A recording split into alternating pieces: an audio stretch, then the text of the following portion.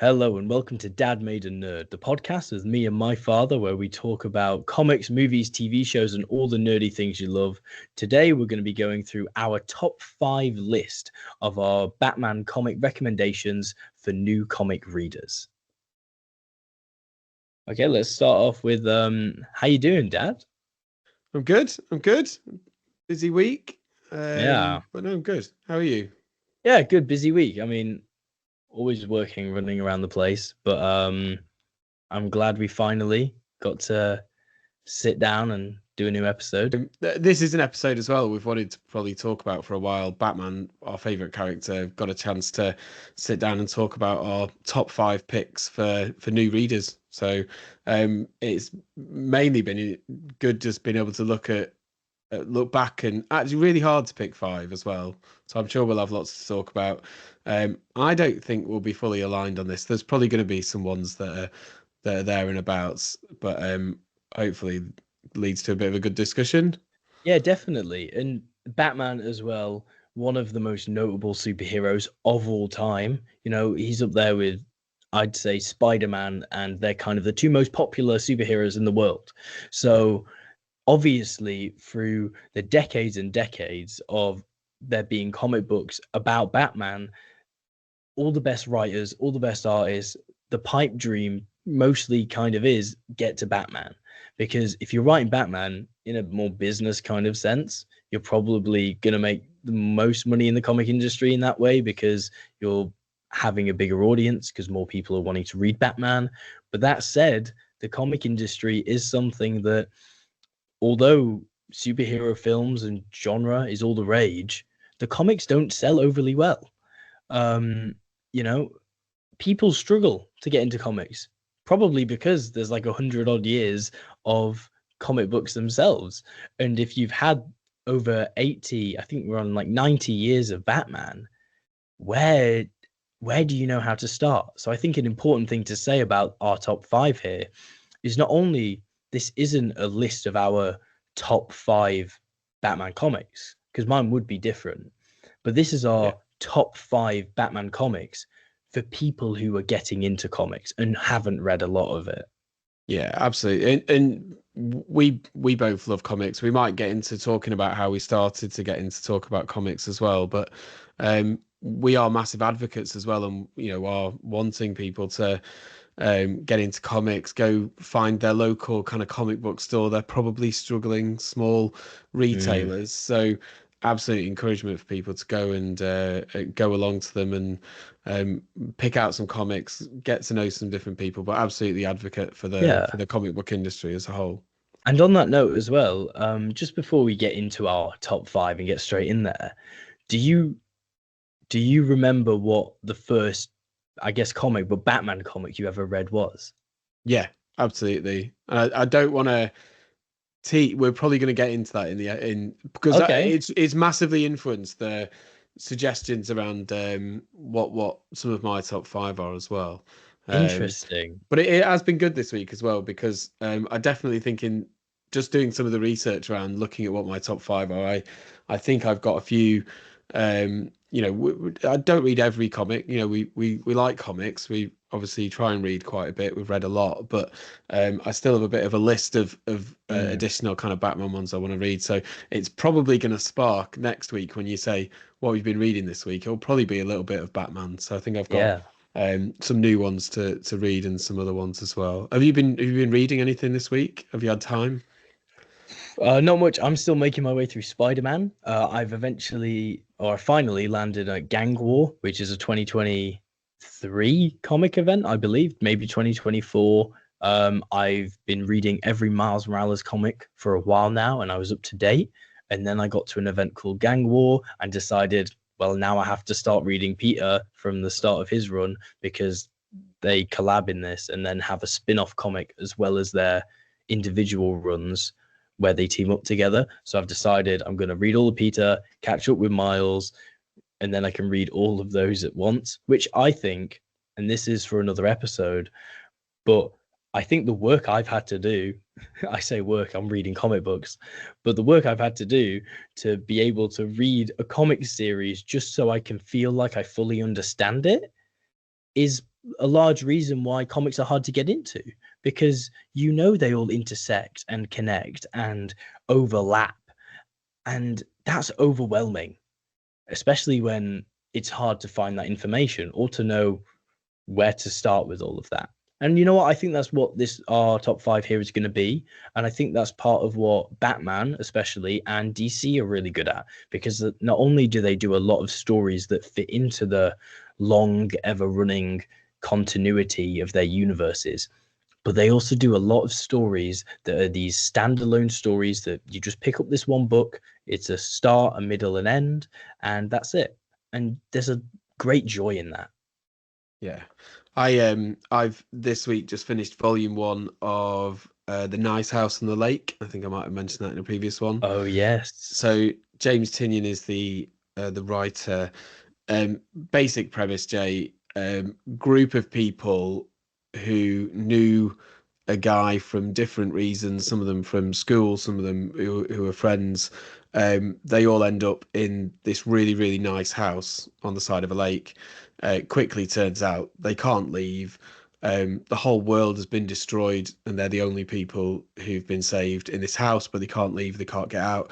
There's different monuments around the house where if they touch them, it gives them visions of what's going on in their home place where they live, and basically people are just dying and dead. Um, Oh, so it's quite, um, gothic. yeah, quite. It's quite. I've only read volume one, so I've got there's only a second volume, so there's only 12 issues, so the story finishes there. So I've got another six issues to read. Probably will try and do that in the next week, but it, it it's a bit fresh, and that's the good thing with some of those comics. I wanted to read something that didn't need. I think I said previously I've been reading lots of Spider-Man. I think I was desperate to just read something that maybe was a bit contained, standalone. Wasn't You didn't need to do exactly what you've just said and do hours and hours of kind of homework of reading in order to catch up something a bit different, brand new. It's a Eisner Award winning comic, which is the reason why I was got interested in it. It's good. I like it. The artwork's really nice. Um, and I don't know where the story is going to go, if I'm honest, which I think is a good thing. When you can just kind of get a story and you just know exactly what's going to happen, it's not as enjoyable. So, watch this space. True. Lovely. Um, nice. Yeah. And it's nice to also comic books. They tend to fall into a category where you assume, oh, it's superheroes, but actually there's a Yeah, lot of diversity of genre in comics as well, like outside of the superhero medium. And that's really cool. I mean, what's Beano? That, or Archie comics, they're like teen dramas and stuff. They're like books, they fit into anything. yeah. But yeah, should we get straight into it? I think we should. We can get into it. So we're going to run down our top five. We'll do our fives each and talk about those and count down, and we'll get to our number ones. So this is our top five Batman comics for new readers. So hopefully we can people listen to this, get some inspiration for some of the get into comics for the first time. Um, who wants to go first? I'm happy to. Go for it. Number five. Yes. Okay, cool. So I'll go first. My number five pick of a recommended Batman comic for new readers is 2022's Robin and Batman. This is written by Jeff Lemire and illustrated by Dustin Nguyen.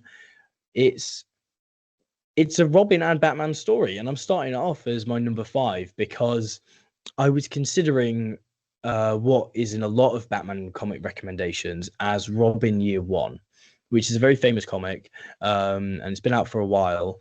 However, I read that quite recently, actually, and it didn't gel massively with me. I thought it was okay. If you're a big fan of the Batman the Animated Series, which is incredible, if you haven't seen that, definitely watch it.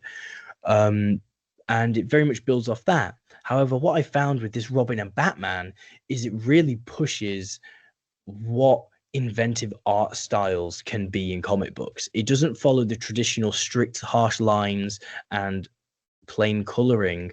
It's quite out there, quite abstract. It's also quite a self-contained story that, like we've seen in Robin Year One, explores Robin becoming Robin in his early years, right after he's orphaned. And I chose this as a recommended pick for Batman because aside from Batman being kind of the Lone Ranger he is, largely a large part of what makes Batman such a great character, especially today, is the relationship he has with his, I guess, adopted family and the pressures he puts on that, on himself and them. And where better a place to start that than with his first son, Dick Grayson? I think that's a good shout. See, I've read this as well. Not in my top five, I'll be honest.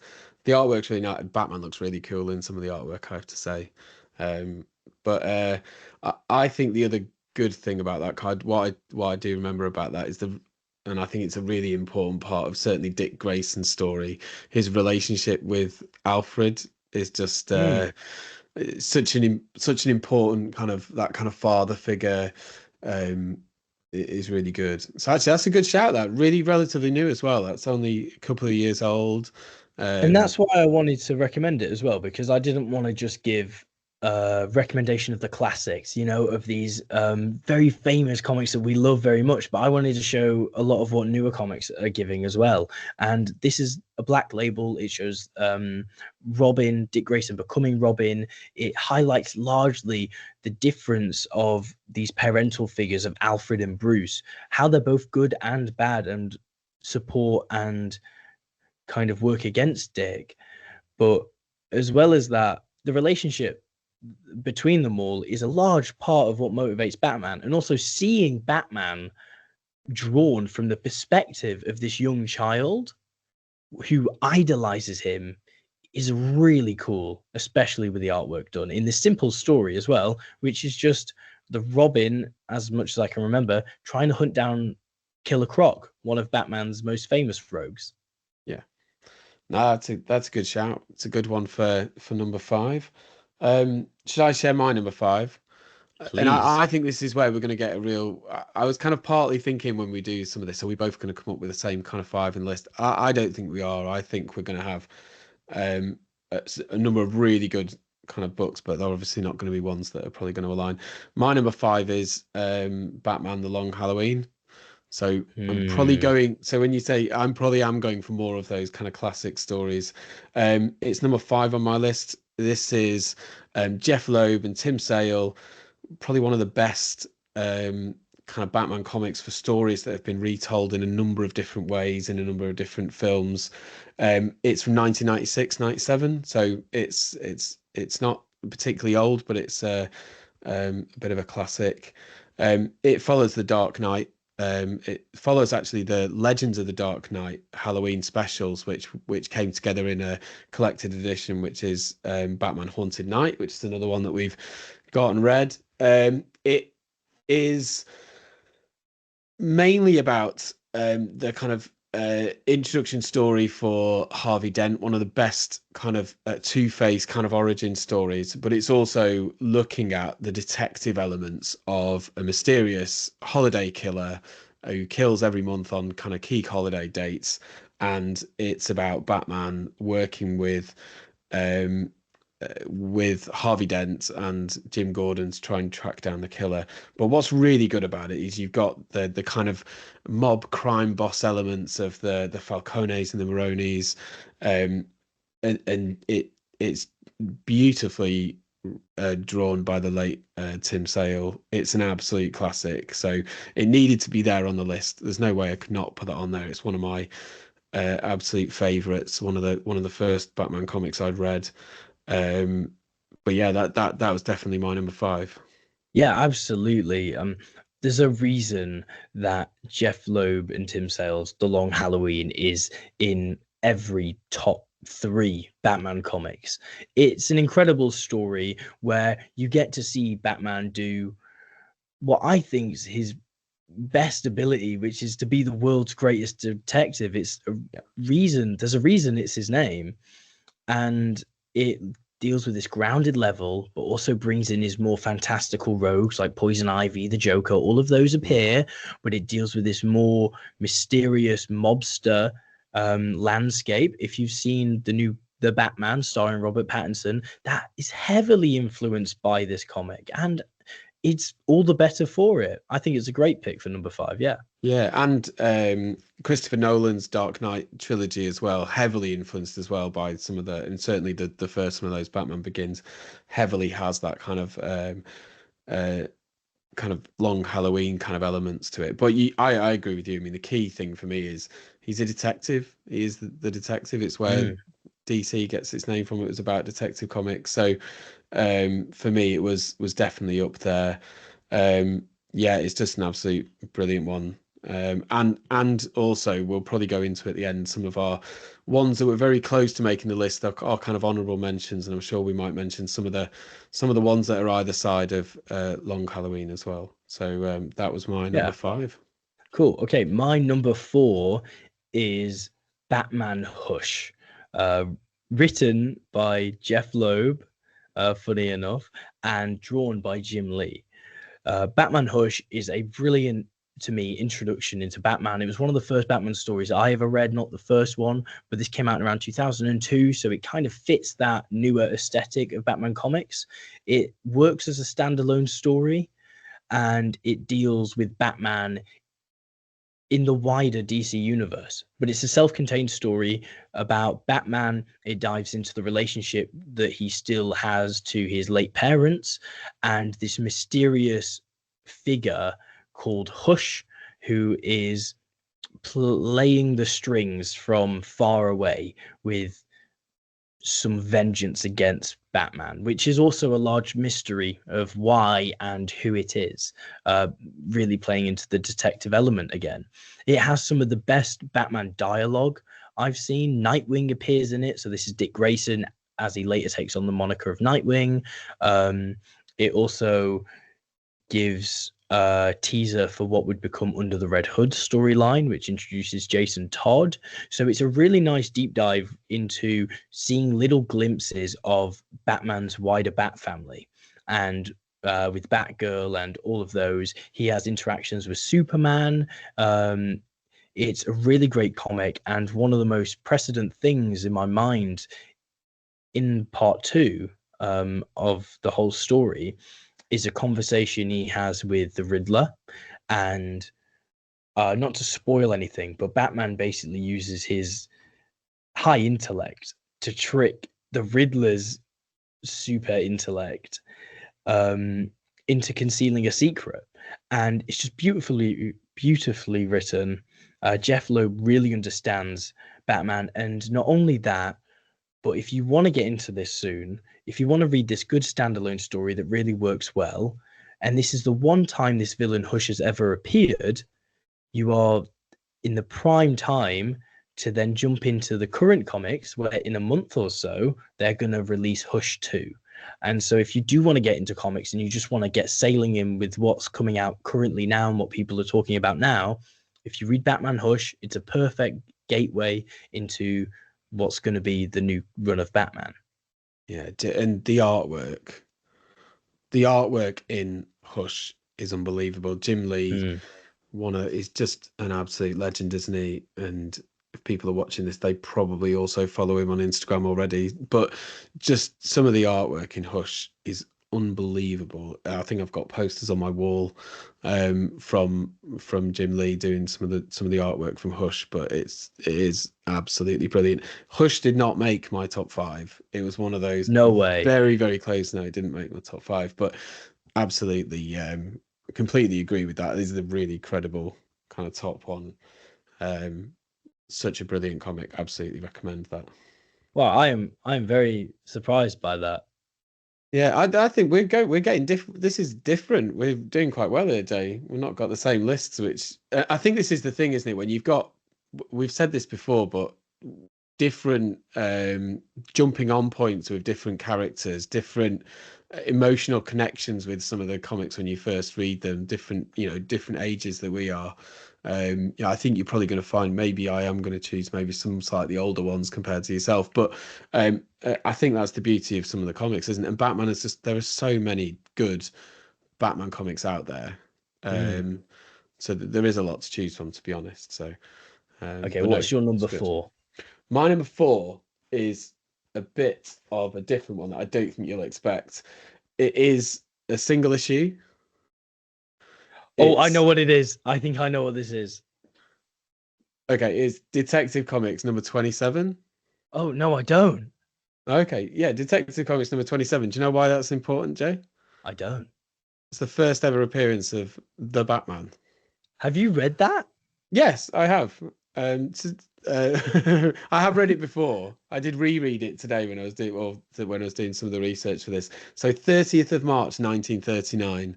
And the reason why I think this is important for people getting into comics and new into comics is just where the character comes from.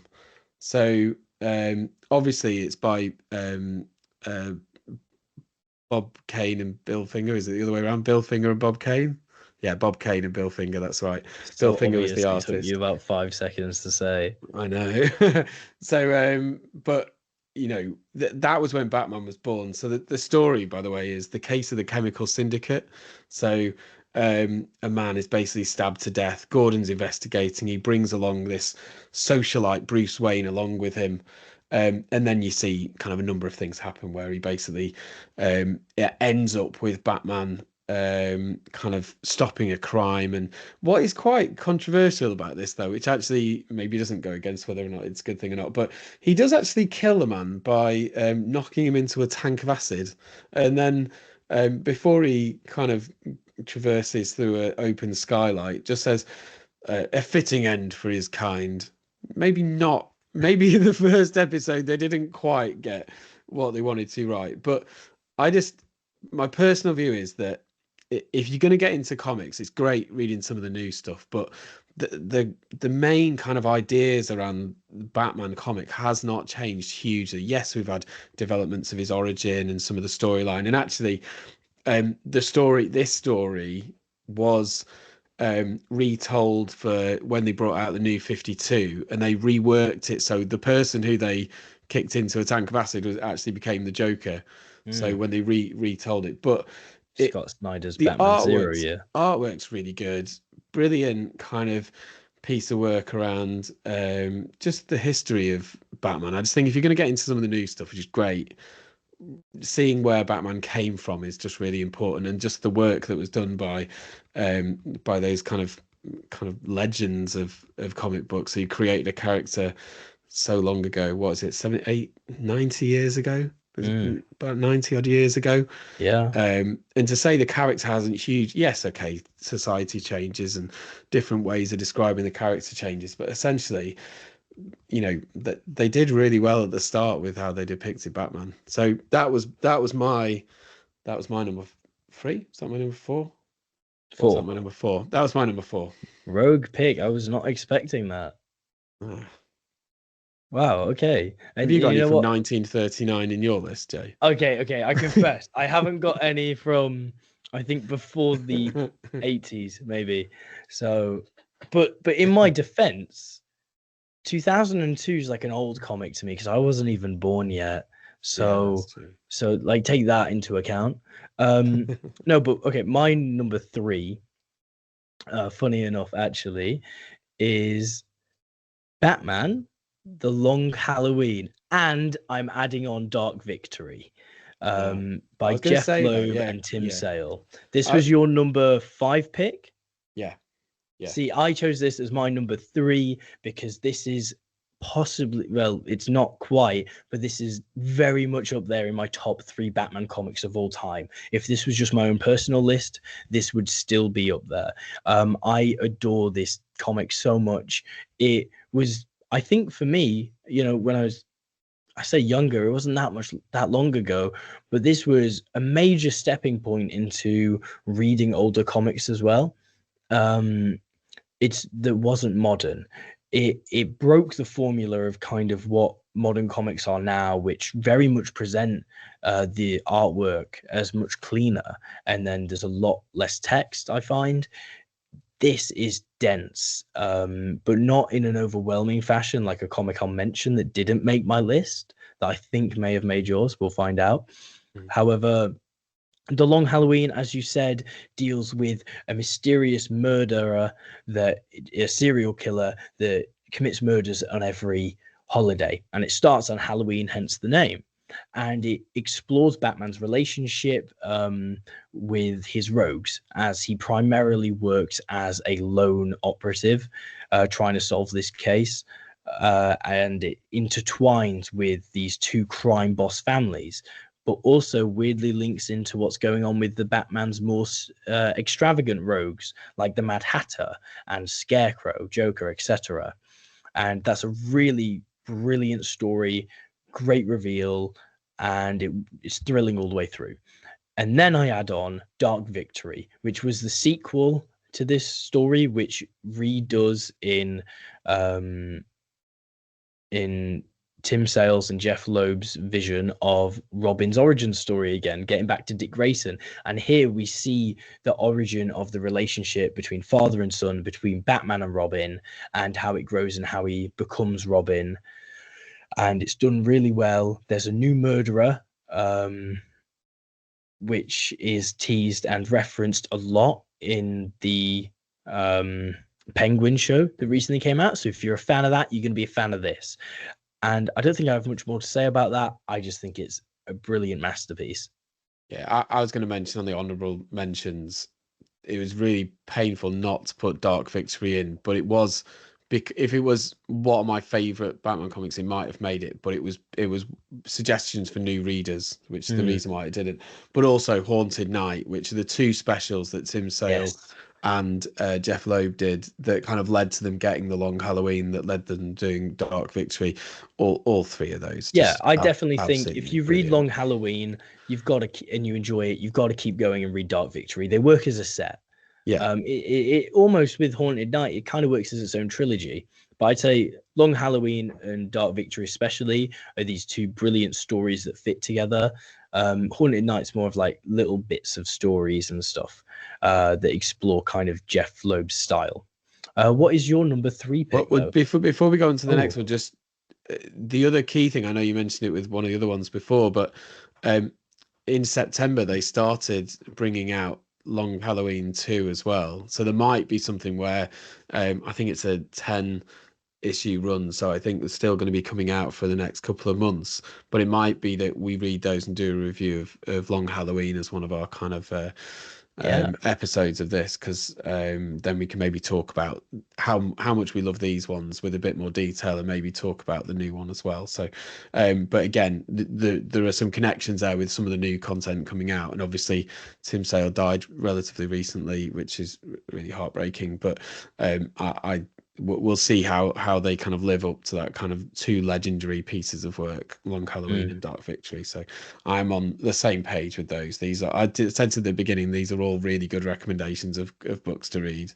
Yeah, you can't go wrong with Batman, except for All-Star Batman and Robin by Frank Miller. That then you've gone a bit wrong. Just don't read that. But other than that, I think you can't mostly go wrong with Batman. No, you always say I'm easily pleased with stuff, so I'm not overly critical of things. I usually find things quite palatable. Yeah, that All-Star Batman and Robin was not one of those, even though the artwork's really good because it is by Jim Lee. The story and depiction of Batman is definitely way one off. That is not a recommended new one for new readers. Okay, what's your number 3? Right, my number 3 on my list is The Killing Joke. I don't think you're going to agree with me, but we're going to have a bit of a discussion about that now.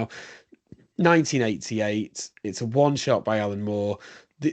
One of the main reasons for this is the artwork by Brian Boland. I love Brian Boland's artwork, the way he uses shadows and some of. I think he's absolutely brilliant artist.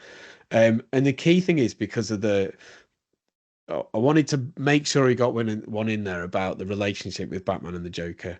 And I do think that is where this is really strong. It's adapted from a 1951 story that was in a previous kind of Batman issue that was The Man Behind the Red Hood.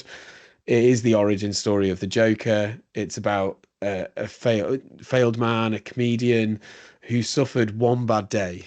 So there is a link here with something, again, which didn't make any of my list, but if people are going to read this, they might want to progress on and read some of the One Bad Day comics that came out a couple of years ago as well, because all of those really strong as well. But basically that one bad day drove him insane. and it's an Eisner Award-winning comic again. It's the one where I'm not. I don't think we're going to give any spoilers, but if we are, sorry, but he does It came shoot out and in paralyze. 1988. Yeah, Like, he shoots and paralyzes Barbara Gordon, kidnaps Jim Gordon, and there's just this kind of amazing scene at the end on a fairground ride, which it just depicts the relationship between Batman and the Joker really well, which is the reason why it was in my top three. There's also, and I think for all of my top three, there's going to be an emotional connection to these because um, this was probably my top three. I think are in order actually. The first three comics I ever read. yeah. Oh, So wow. That's an interesting connection. And yeah, it's supposed to spark an opinion, a nostalgia, a feeling. We're supposed to care about these things as art. That's what it does, and that's why we're doing this. yeah, To share that. And the Killing Joke just wasn't that for me personally. I understand why it's on your list. If you look at best Batman comics ever, the Killing Joke is often there. If you want to read a short story, it's very short actually. It's quite, you can read it all in one sitting. Alan Moore does a really cool depiction of the Joker, and it's kind of the definitive opinion of how the Joker was kind of brought into the mainstream. A lot of inspiration is taken from it, and although yes, it talks about his origin, it's very smart in never explicitly confirming it. A lot of famous lines come from this comic where he talks about all it takes is one bad day to turn the sanest man into him, and that sparked a whole new series of comic books that's actually up on the shelf behind you called One Bad Day, which are these single issue deep dives into each of Batman's rogue galleries. And that's what the Killing Joke does. And it's a brilliant deep dive into the Joker. It made some incredibly impactful moments for the rest of the DC universe. Still now, they do stories about Barbara Gordon recovering from being paralyzed, despite the comic universe being reset about half dozen times. So it's a super influential comic. It created the Joker to be as popular as he is today, and the unreliable narrator aesthetic of the character, and how the biggest fear about the Joker is that everything he says is probably a lie. So yeah, I think a good pick, but just not personally for me. yeah, no, that sounds good. What's your number three, Jay? This is my number two now. Oh, sorry, We're I in the can't top count. two. Should we acknowledge that I just can't count tonight? Well, Okay. yeah, Are we on it's your number another two? it's another Wow, late okay. one. You're number Already two. on number two. So my number two is a Batman comic, obviously, that does not fit into the wider DC universe. It's quite a recent love for me, and it is a black label, which means it doesn't have any prior reading. It's in its own universe, it's its own vision, and it's written and drawn by Sean Murphy, and that is Batman White Knight. A brilliant, quite recent comic series, actually. It has a few sequels, so if you want to keep going, you can. And similarly to you, actually, weirdly, it revolves quite largely around the Joker. And it's a story about Batman and the Joker, where the Joker essentially goes sane. And Batman's almost descent, as he's obsessed with working out any way that this is a trick. However, this is not it. We've seen countless times in the comics, don't get me wrong, where the Joker has gone sane for whatever reason. Either it's not him, or it's a big ploy, it's some magic bullshit. But it never sticks, obviously, because in the main comics, they're always going to need a Joker. This is Sean Murphy committing and going, what if Joker was actually this dual personality? And from becoming this better version of himself, finally, he actually works to actively make Gotham better. And that's what Sean Murphy excels at in this comic. He addresses all the issues with the ideas of vigilantism through Batman, and actually shows how a figure from within the law can better Gotham. And that just butts heads with Batman, and he can't handle that. But also, Batman's obsessed with justice and making Gotham safe. So he deals with this really quite severe uh, juxtaposition of wanting to be Batman because he knows it's what he needs to do to keep Gotham safe, but also by doing that, he's actively going against what may be better for Gotham in the long run. I love this. I mean, they call it the Murphyverse, don't they? Because Mm. it's created a whole universe around the White Knight. This is actually, I love the comic series, not just this one. I think there's White Knight, Beyond the White Knight, and then I think there's another one as well, probably. Yeah, And there's then one in the there's a number middle of there. tie-ins as well. So I think this series is really good. Where I don't agree with you though is that it's a good recommendation for new readers, because I think where it works really well is because you know the history and because you know some of the experience of Batman with the Joker, with some of the other characters, because it flips it on its head. I think if you're a new reader, you maybe wouldn't appreciate that as much. So I absolutely recommend this for as a read, because it is absolutely Interesting. brilliant. But I'm not sure it would be a good jumping on point, because you can imagine if you read that first and you haven't read any of the rest, you then start reading some other stuff. Well, why is Joker so crazy? I don't get it. But everyone knows the Joker. Everyone knows Batman. Even Yeah, if you've true. not read a comic, you want to get into comics, you know who Batman is, you know who the Joker is, and this just does some interesting things with them where they go, let's put Batman in a realistic scenario where if law was in his hands, could anyone actively make rules that work better than him? Because in most Batman stories, he is against a corrupt police force. What if that wasn't corrupt and everyone was actively working to make things better, just in a totally different way to Batman? That's what this does. It creates some great dialogue. The art is gorgeous, Yeah, it and is. it's one of the reasons that Harley Quinn has become one of my favorite characters in comics, Yeah. because the way Sean Murphy writes her, yeah, maybe it's a bit jarring for new readers, the relationships that form with Harleen, but it's a brilliant story nonetheless. No, it is. It's really good. I like what they do with Harley, because there's Harley, and then I knew there's Harleen, and then there's Harley as well, which people Yeah, read it. and Do it recommend really. people read it. The artwork is the artwork is amazing. I do really Hmm. like the style of the artwork, if I'm honest. But don't get me wrong, this is, again, if I was going to do a what are my favorite, some of my favorite comic books, this would definitely be up there, because actually it took me by surprise as well when I read it. I think Hmm. it had been on my reading list for a while. It was one of those that I needed to get around to reading, and then I did read it, and I think I messaged you straight away and was like, "You have to read this. This is really good," and it is. It's Yeah, brilliant, isn't it? and I was skeptical at first as well, but then you handed it to me and I started reading, and it's very easily become one of my favorite comic books that I own. It came out in around 2017, but we probably only read it in the last year.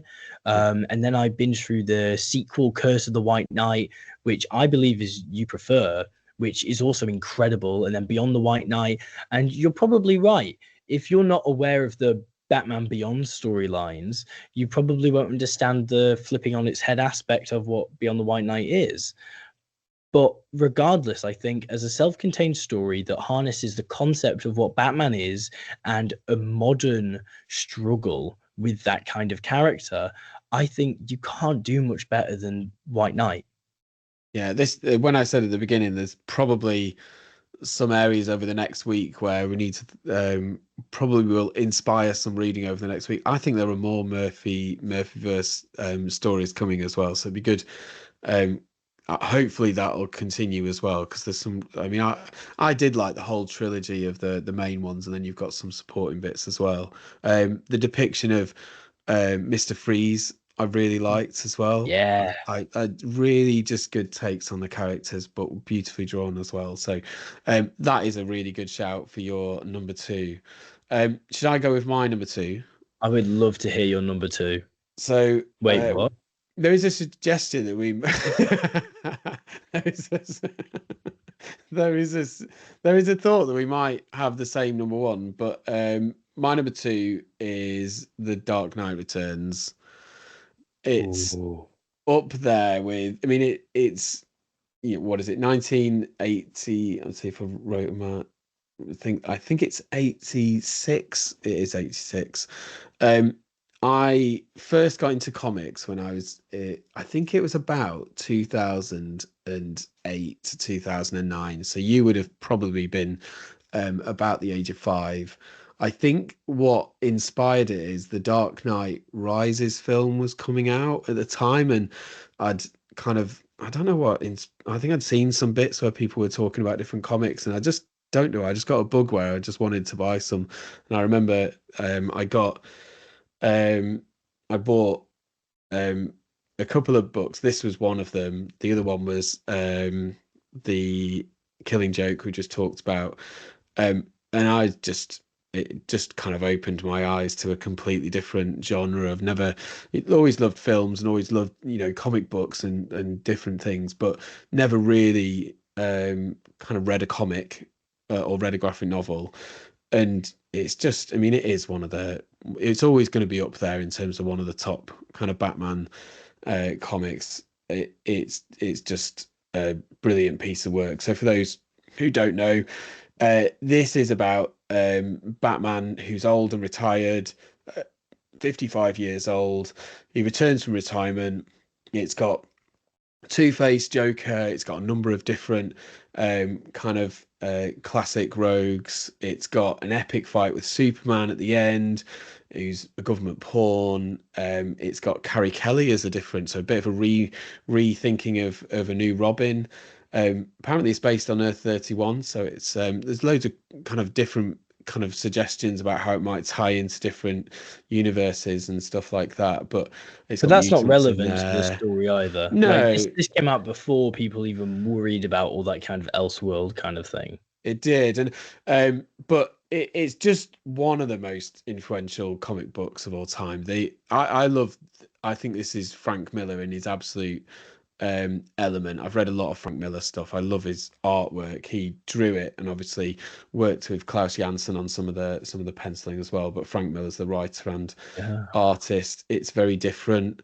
It's very much kind of loads of political kind of messages in there in the way that it's written, which is really good. It's been reimagined in lots of films. There's loads of different bits of scenes that you would see in some of the classic Batman films, but the one of the best bits is that kind of end scene. I'm not going to give it away too much, but one of the end scene at the funeral, you kind of um hear a heartbeat is all I'm going to say. It's just such a brilliant idea. I just think it's just a absolutely brilliant story. The depiction of the characters is great. The kind of era that it came out in the 80s, and when you read some of the history, the background of the things that were influencing it, I think is really powerful. But it just stands up as a, I think if you're going to read Batman stories, you've got to read some of the classically best ones. This is why it's my number two. Yeah, I mean Frank Miller, one of the most famous comic book writers that there is. Batman: The Dark Knight Returns is one of the most famous stories. It's definitely my personal top five. It did not make my list. And when I referenced Ooh. before about a comic just being too dense for a first-time reader, this was it. I really felt bad taking this off my list. But can I imagine giving this to someone who's not used to reading comic books today and getting them to read it? It's difficult. It's very dense. It's very relevant in the way that it speaks to society now as well. It ages incredibly well.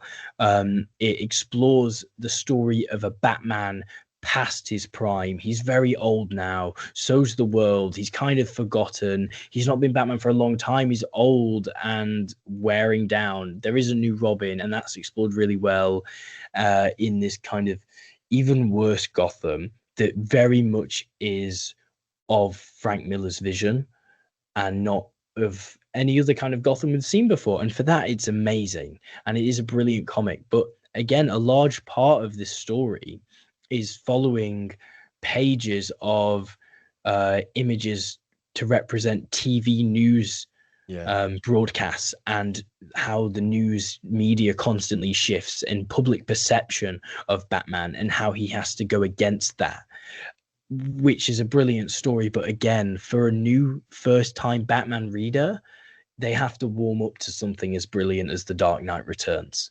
Yeah, I take that point because you're right. It can be quite dense, but the some of the storylines and the bits that you see in there are just so iconic that I would definitely recommend that if people aren't maybe going to pick this up as a first time read, it's got to be up there within Yes, some of those, because it's just got so much about the kind of heart of the character in there, and it's definitely Frank Miller at his best. But what I would say as well, if you're going to read Dark Knight Returns, I probably wouldn't go further to read some of the sequels if I were you.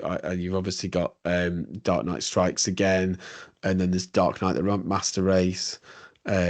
Yeah, I'd just stick to the Dark Knight Returns it would be works my best advice. as its sole story. Yeah. Yeah, Um, excellent.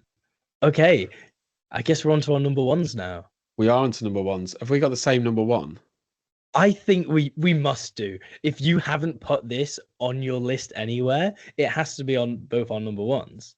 I think, well, I mean, there's probably an obvious reason for it as well. If we're talking about Exactly. the first book you might read, it probably Exactly. makes sense. Do you want to say what it is? Yeah, okay. So our number one Batman recommendation comic for any reader, really, but mostly new time reader, is Frank Miller's Batman Year One.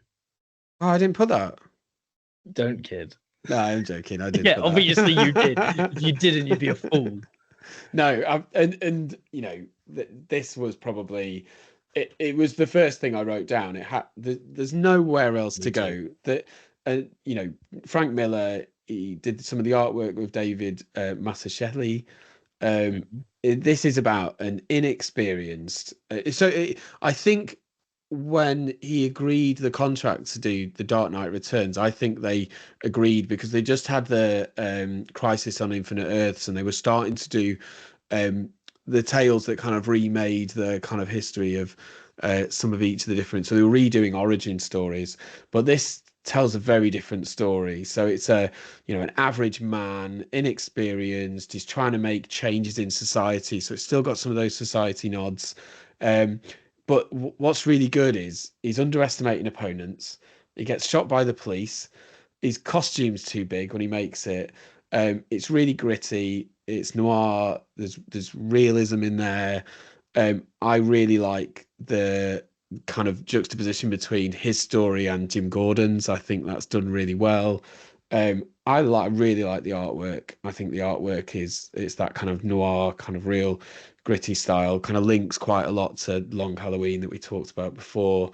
Um, I just think it's brilliant. Again, it's got those nods in there. I think there's a bit where he's kind of it's got links with connections with things like Catwoman and stuff that are nodded in there.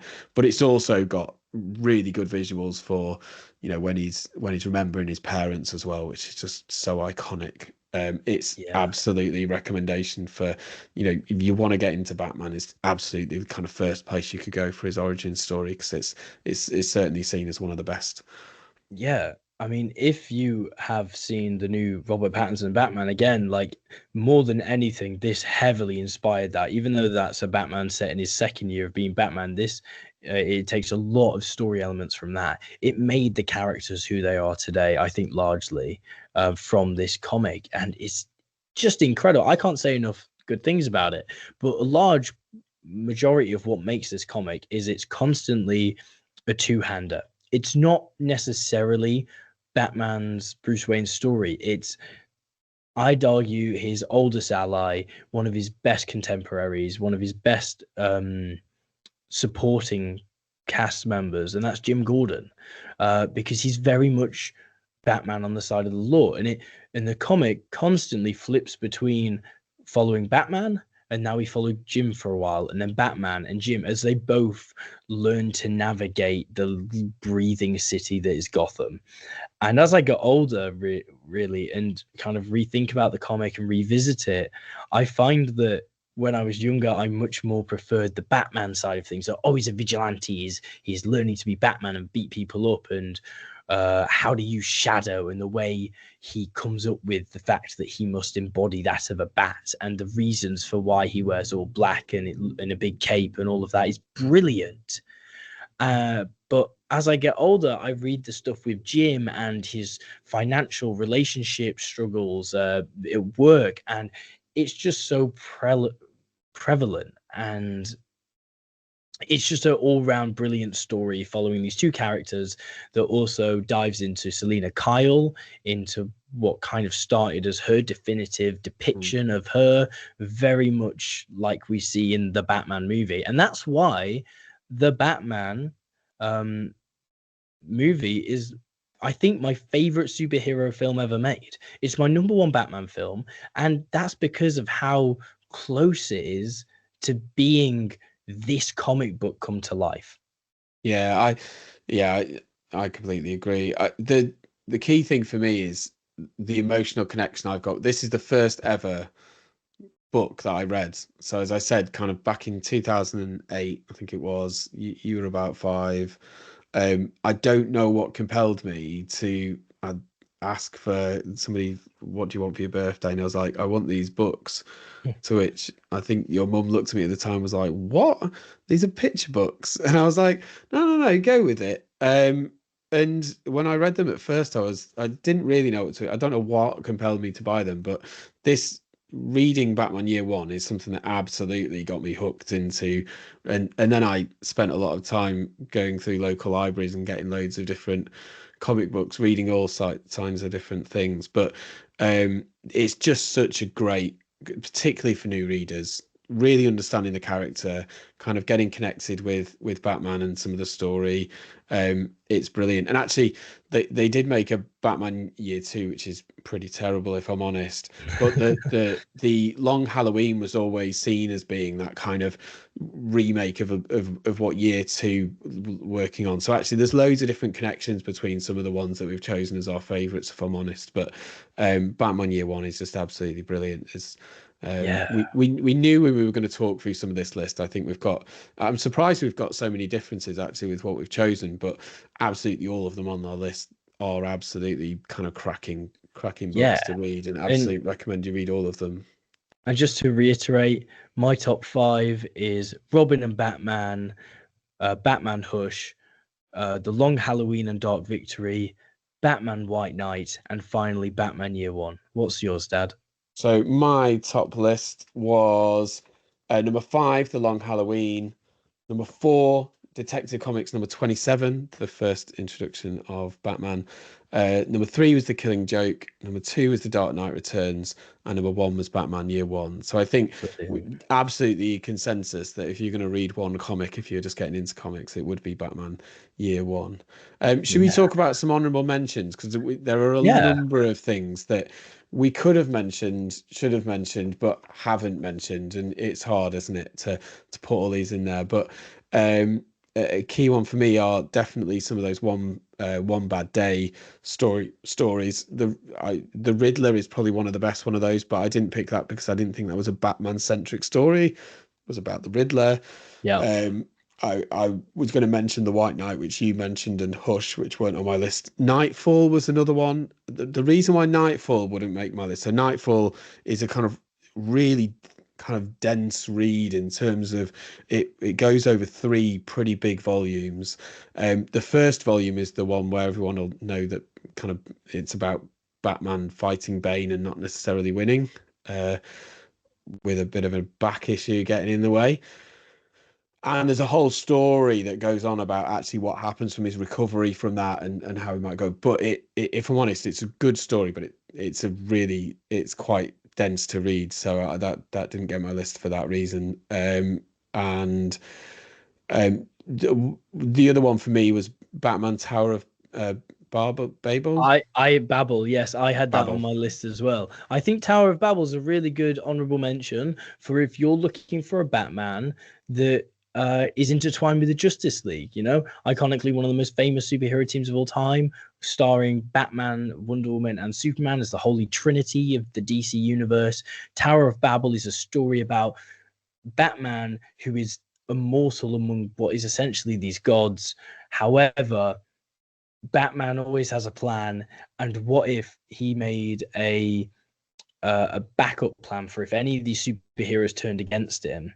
But what if that was used against them without his control? And so that's what the essentially the story of Tower of Babel is. You see Batman have to navigate within a superhero team, so it's a really good honorable mention for that.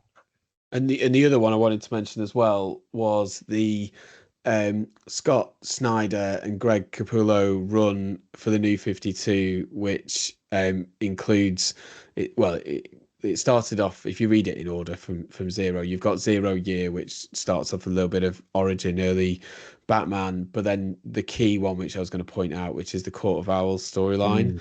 Mm, yeah. I mean, it's just, I think that's really well done. You can kind of follow that whole run through, actually, because there's the next one, it goes into the kind of Joker Death of saga the as well, family. Death of the Family, and we've not talked about Death And that, in the well, I Family. would like to mention Death in the Family, because Death in the Family is actually the first comic book I ever read. This is a quite an old comic which famously murdered the Robin. The Robin at the time, Jason Todd, actually was only killed because they had a poll where readers wrote in and they voted to actually kill Robin because they didn't like him at the time. Little did we know that decades later, it would lead to another honorable mention under the Red Hood storyline. If you're interested in exploring Jason Todd as coming back as this vigilante, some of the Hush teasers. And yeah, Death in the Family, very classic style of comic book, very colorful, deals a lot with the Joker, Jason Todd, on the search for his parents or mother, I believe. I read it a long time ago. Personally, I'm proud of myself looking back and knowing I got through that, because I think I would struggle more today. I think I was just really into Batman and really just wanting to sink my teeth into everything at the time. Brilliant story, one that's definitely best read down the line when you're ready for those kind of more classic Silver Age Yeah. silly comics. Yeah, I think to be honest, it's quite an interesting kind of, when you're reading most of it, you don't expect that at some point Robin's going to die. It comes a little bit out of the blue because there's this obviously fight with the Jokers involved, but it is just a key storyline that if you're interested in Batman and some of the Batman stories, then it's one of those to look at. The other Yeah. one, there are some Elseworld things, which is the reason why I wouldn't choose this, but for me, there are a couple of Elseworld ones that I really like as well. And Gotham by Gaslight was one of Yeah, those for me. Again, highly it's one of the probably first Elseworldy stories, but a really good depiction of what a Batman would be like at the time of Jack the Ripper. It's hmm I and that's it. And it's a great sell. Good Elseworld. I think that basically covers all of my honorable mentions as well. There's also um, Batman Ego, which if you've seen other media and you just want to get into comics like Batman the Animated Series, Batman Ego is another one of those comics like Robin Year One that is in the art style of the show and feels like it fits right in. Essentially, it's just a concept where, for one issue, where Batman faces the epitome of Batman himself and what the concept of what he's doing is. Quite thought provoking for the time, at least. I think possibly a bit overdone by nowadays standards. We've seen that kind of trope a lot, but that was one of the first times it did it. It's a fun read. It's quick sit down and give it a quick read. So yeah, I think that closes us up. Anything I else you'd like think to say? no, I think that's a really good list. I hope people take some of these recommendations and find them useful. If not, we've enjoyed talking about some of our favorite comics of all time, which is really good. I think it's time for Dad Vice. Oh yeah, of course we have to have the segment of Dad Advice. We need like a little sound to add at You some feel like point. I need my own Theme kind of song. Oh theme no, song. well maybe not a song. Maybe just like a stinger. I don't think we need a song. Maybe you could just do it. Feels like challenge might be on. Right, okay. So this one's quite topical. Daredevil is playing at the minute, so on Disney Plus. People aren't watching it. I am. I've watched the first two Are you? I issues. haven't started it I yet. know you're quite far behind, so Ah, this is oh kind of no. inspired it. And uh, I think you're going to say this one's slightly lame, but we are where we are. So Daredevil says, it's not how you hit the mat, it's how you get up. And I just think it's a really good positive message for Doesn't matter how much things kind of keep beating you down. And actually, if you watch some of the Daredevil stuff, even not just the new episodes that are coming out, but just I think one of the great things about the Daredevil character is he just keeps getting Man up, doesn't takes he? a beating. He takes a beating, doesn't he? But it's it's the same thing in life, isn't it? Yeah, we're doing some of this stuff with some of this podcast, aren't we? And hopefully people will get some ideas about what we want to do, but we're just going to keep going and keep doing the stuff that we enjoy doing. And it's the same with everything in life, isn't it? Just gotta keep getting up, keep going. And it's about how you get up as well. So Yeah. that's my Solid positive bit of advice for you. I'm going to come up with something less lame next week. Oh, sorry. Are you feeling insecure because I called your one last week lame? Yeah. Yeah, that's okay. Well, you know what? It's motivation. It Don't is. let Well, it get you down. Get up off the mat and get a better one. yeah, I have to get dad points in. I want you to be happy, successful, and get all the success you are. And I'm giving you some life advice to make sure you're kind of it's how you get up. And you are really good at that, actually, to be honest. You are positive. We're proactive people. We're doing a podcast. We could sit there doing absolutely nothing, but we're talking about the stuff that we want to. So So true. that's my dad advice for the week, Jay. Lovely. Would you Thanks for listening. We hope you enjoyed listening to Dad.Made.A.Nerd. We have really enjoyed making it. We enjoy making this podcast. We love talking about the things that we talk about all the time. So we hope you enjoyed listening about our top picks for Batman comics for new readers. Please kind of rate us on Spotify. Make sure you follow us and subscribe. We're on Insta as well. So look at Dad.Made.A.Nerd.pod and make sure you connect with us and follow and share. And we look forward to doing another one next week. Yeah, brilliant. We will see you next time.